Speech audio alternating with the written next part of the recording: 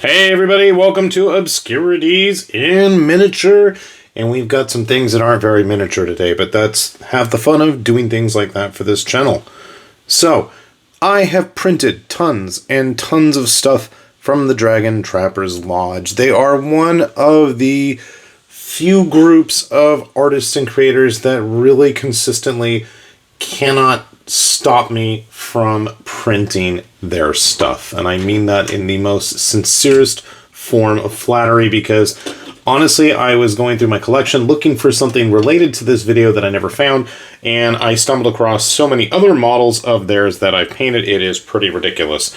But today, I figured we're going to talk a little bit about some of these are various figures from different war bands and armies that the Lodge has released so far. We've got, oh God, now I'm going to have to forget all the names of them. The Dinosaur Army was like the Children of the Primevals or something like that. The Jade, no, was it Jade?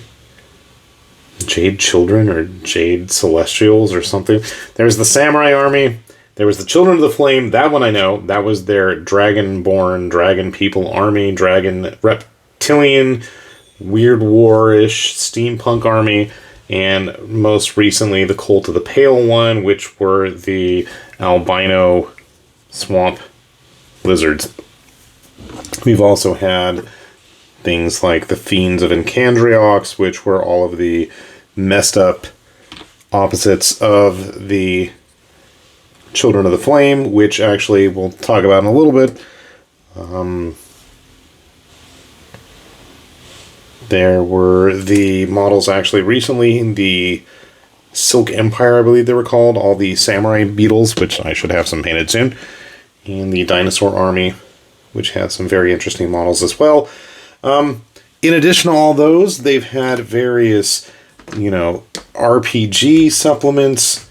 We've had Food World, which was one of my favorites. We'll be getting some of the other chefs finished for that soon. We had like the Denizens of the Deep, with my meathead from Meatballs 2. We had stuff like the Biohazard Gnomes. There's been a lot of fun stuff, like the whole Mage Academy. I believe this was the Gun Mage. Things like the Empire of the Apes. These guys are really glossy, now that I look at them. There's been a whole lot of fun stuff. Never mind all the little mascots that they've had over the months. This was one of the dinosaur hoppers. But no, that's not what we're going to talk about today. Today what we're going to talk about and what I was actually spending all the time looking for while I stumbled across all these models, which I now realize is in the very same place that I put a bunch of Trench Crusade models that I wanted to work on for a different video, totally unrelated to this. And I have no idea where I put those because they're with the models I wanted. But we're going to talk about the Dwarska Warsmiths. That is the newest army, warband, faction that the Dragon Trappers Lodge is putting together. And I got to say, this one has started off seriously impressive. I wasn't as wowed in the past with some of the initial releases, and I only say that because having spent too much time on their Discord, I tend to know what's coming. They often are posting concept art and, early renders of a lot of the stuff before it gets released. So it's not like I was disappointed with what was coming or what was released. I knew there was even more exciting stuff coming. Not so in this case. I feel like this army that they put out just now has really set the bar really high just for the sheer amount of craziness that they have unleashed. And it took me most of the month to finally get around to printing this because, well, let me show you why. Almost everything in this faction so far, and I say that with a caveat of so far, and I wanted to find some kind of painted dwarf from the Lodge, which I know I've painted, but I don't know where I put any of them. Anyway, the Warsmiths are so far going to be a very heavy faction. And I say that because the smallest unit that they have so far are the Storm Raiders, and they're almost like Imperial Guard Sentinels, and you can see our dwarven friend piloting it here in the little Grey Knight baby carriage style setup. Now, these models, I have to say, are pretty impressive because every single thing in the unit, in each unit, I should say, not just this unit, comes with multiple setups. This one is one of the few that had actual close combat weapons, kind of storm lightning rod things, but they have a plethora of ranged options as well, in addition to the Gatling guns, what seem to be Gatling guns or rocket pods, literally next to his head. Maybe not the best choice. The backpack here was a separate piece originally, and I just wanted to point it out that it took me forever to figure out which was the right direction because there was only a slight glimpse of one of these on the actual renders where you could see the kind of extended L shape of the backpack frame. So that's how I figured that out finally. I've glued this one together. He might have had shoulder pads and I just didn't realize it, but looking at those spots now, it does seem kind of suspicious, like they might have been meant for shoulder pads. I'll have to go double check on that. So as I said, that's one of the smaller units. The next unit up that we've seen so far, and there are going to be humanoid-sized infantry models coming down the line, is going to be on a much larger base. Looks to be about a 75, I believe, and that is going to be the Incinerator. Now, this is a pretty cool model. This one is going to be pretty simple in its construction. What's really neat, though, if I can pop it out ever so gently, is... let's get a regular-sized human. I like my Bakebarian. So you can hang out there. Just to give you a good size indicator here of what you're going to be expecting with this stuff. So the guns are really kind of cool because there's two options. And basically it's just going to plug in to the handle in the right hand. And then the left is actually just on a swivel joint for the elbow. And the plug for the cord is just going to slide on in there. There are also separate backpacks. You have a set of, I believe these are supposed to be a jump jet, and these are supposed to be the propellant tanks, or maybe that's the opposite way around for the flamethrowers. You see, one looks like a flamethrower, one looks more like a plasma cannon type burning multi-melta type thing, but hey, you know what? You do you, use it for what you wish. The next unit up, and where things start to get really interesting, is with the Hammer Mech. Now, the Hammer Mech is so far the big grunt. Well, they're all grunts, but this is the big grunt of the group so far. Clocking in on a 100mm base, and yes, he only has one arm at the moment. That will change in a little bit. You can see some blue stuff, blue tech in there, and it didn't want to cooperate. It's too heavy. A couple things I wanted to talk about. So, the arms, and you'll notice because of that spot, the arms themselves are all set and keyed for magnetization. Okay? The howitzer cannons that I've got on there right now, the shoulder hard points, there are a whole bunch of options. There's rocket pods, various missiles, Gatling rotary cannons. You can see here, so the way that's going to work, and I think I have an extra drill missile here. So basically you're going to put the magnets in the circular section, and then it's going to key in to the little nub above that. At the elbow joint, there's also going to be a magnet spot.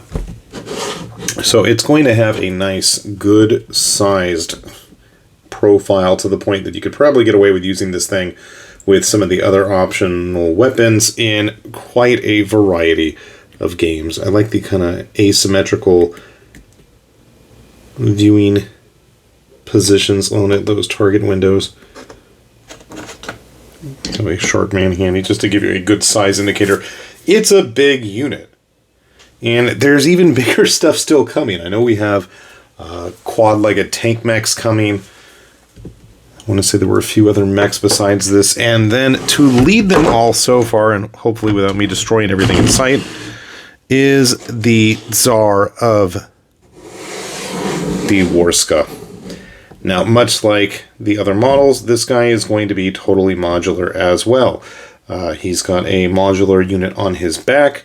Unfortunately, or fortunately, depending on how you want to look at things, the cloak is going to be permanently attached to the torso. I guess if you wanted to get into Blender or something and really mess around with it to get that off, that's fine. The next thing that is going to be modular are the arm choices. And I want to say it was the entire arm. There were, again, a couple different options of what kinds of weapons you wanted to have here. One of the neat options for this guy was actually the fact that he had a big, huge, giant flag. So if you really wanted to stick it to your opponents and really pile it in his face, that's an option. Like the little gun ports on the belly there as well. I want to say the legs were separate pieces. Those did not have magnets. The runes all over it. Sadly, the basic dwarf mech for the Dwarska, I gotta get that right. I printed a bunch, and as I said, I've got them sitting with a bunch of the Trench Crusades. I can't talk today. Trench Crusade models that I wanted to work on. And unfortunately, I have yet to figure out where I stuck them all. I know they're in a clear tub. Where that is anybody's guess at this point. But I gotta say, with just the size of these models, I haven't had a chance to check. They are OPR compatible, so for those of you who already play one-page rules type games, these should have rules either already available or available soon. And I can only hope and imagine that with models this size, you're not going to need a whole lot to run on the table. These guys are big, chunky, and a lot of resin involved there. None of them are really hollowed out. Except for the big guy. I want to say that the hammer mech was. So, for me, this is a pretty impressive start to a faction. I'm just torn how I'm going to paint them.